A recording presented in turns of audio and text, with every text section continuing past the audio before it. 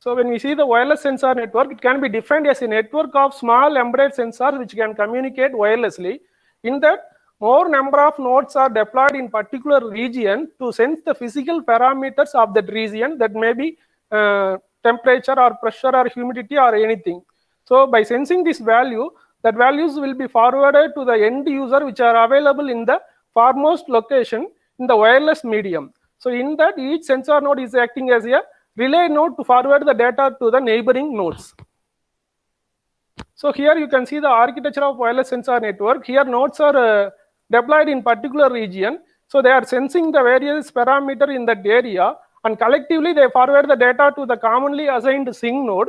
So sync node is having the ability to forward the sensed data to the end user through internet connection. So in that, you can see the different subsystem connected in a sensor node. That may be sensing subsystem, processing subsystem, radio subsystem, and power supply subsystem. Each subsystem is used for particular operation. Here you can see the connectivity between all the subsystems used in sensor node. So in that, first one is power unit. It's having two sub blocks, that is battery and DC to DC converter.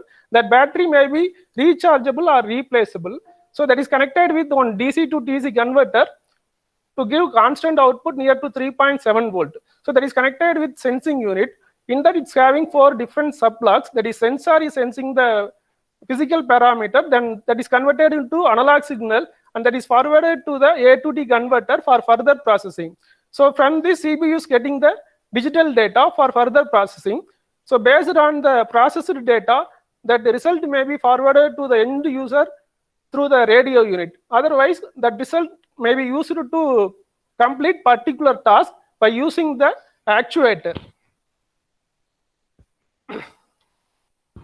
So here you can view the various level of power consumption in the sensor node subsystem. In the sensing node, that is consuming small amount of power near to 2 milliwatt. In processing unit, consume near to 4 milliwatt. In transmitter section, that is consuming more power than any other subsystem in this sensor node, that is near to 14 milliwatt. And receiver section also consuming some amount of power to capture the data which are transmitted from the transmitter section. So when you put the sensor in ideal state, in that condition also, that system is consuming some amount of power. In that condition, they are not able to forward or receive any data, but that the sensor is consuming some amount of power. So when you put that sensors in sleep mode, that will consume some minimum amount of power. So you can view the familiar applications of wireless sensor network like smart home automation, road traffic management, and defense and military communication, and mobile healthcare system. So these are all the challenges faced when you are trying to forward the data by using wireless sensor network. They are non-availability of self-organization and restricted resources, and frequent path failure due to movement of obstacles between the sensor nodes. So next one is MANET. This is a new network which is constructed to establish a communication between the nodes when they are moving dynamically from one place to another place. It's not having any predefined infrastructure. The structure is always finding new path to forward the data to the destination. It holds dynamic varying network topologies. Here you can see the data communication structure of MANET. Here nodes are deployed in that particular region. They are grouped into 2 different clusters which are having different cluster head. So each cluster head is having the ability to forward the data which are sensed from the cluster member.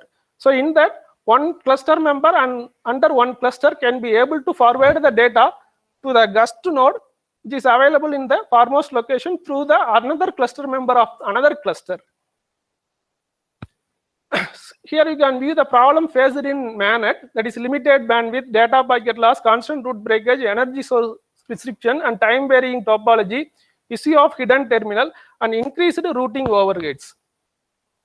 So when you are trying to forward the data to the destination, we have to find the shortest path to reach that destination. For that, we are using few routing protocols, that is classified into proactive protocol and reactive protocol. Proactive protocol is maintaining one permanent routing table to reach all the destination in the network. But in reactive protocol, that is not available. So based on the user requirement, it can able to find the new path to reach the destination.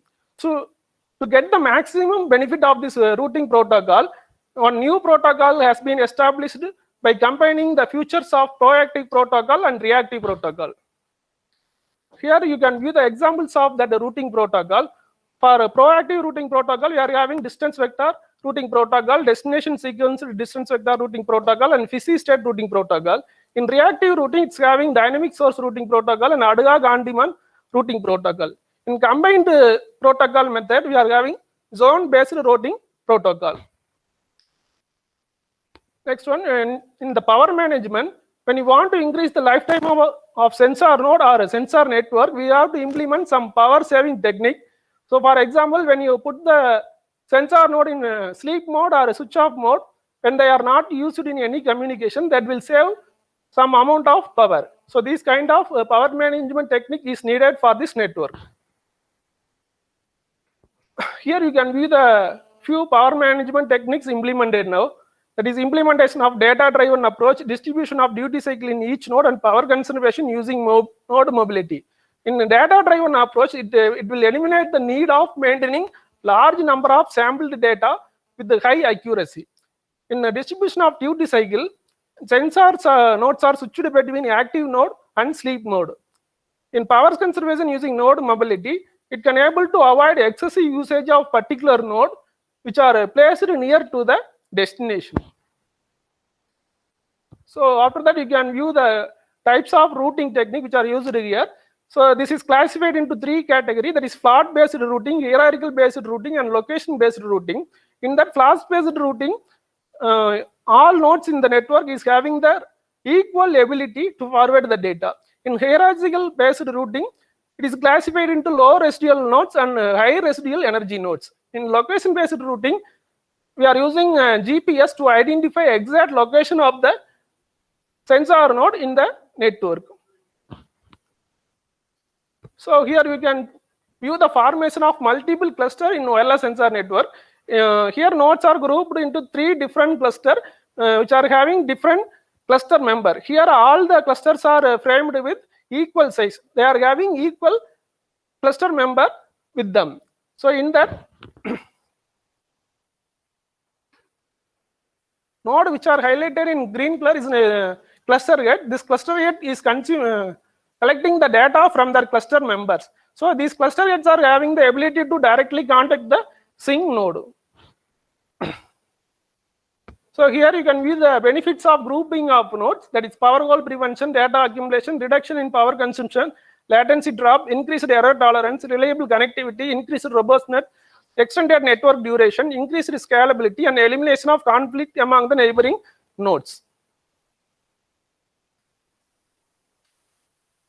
So to choose a cluster gate for each cluster, we are using this equation, that is cluster gate probability equal to C probability into E residual energy divided by E maximum. Here C probability is nothing but the probability of initial percentage of cluster gate available in each network, and E residual is nothing but remaining energy in each node, and E max is the nothing but highest energy of a node in the network. So after that, we are setting on threshold level to select the cluster gate. In that we are choosing a cluster gate for a cluster G.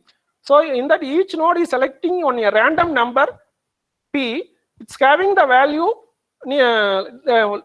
between 0 and 1. So based on this value, a node can be selected as a cluster gate for the nth round. So we are using different rounds to forward the data. In that, this node is assigned for nth round. So if the calculated threshold value is greater than the P value, then that node will be elected as a cluster gate for that cluster. After that, we are going to estimate the communication cost to forward the data from jth node to ith node. So here jth node is your cluster member or plain node, ith node is your cluster gate node.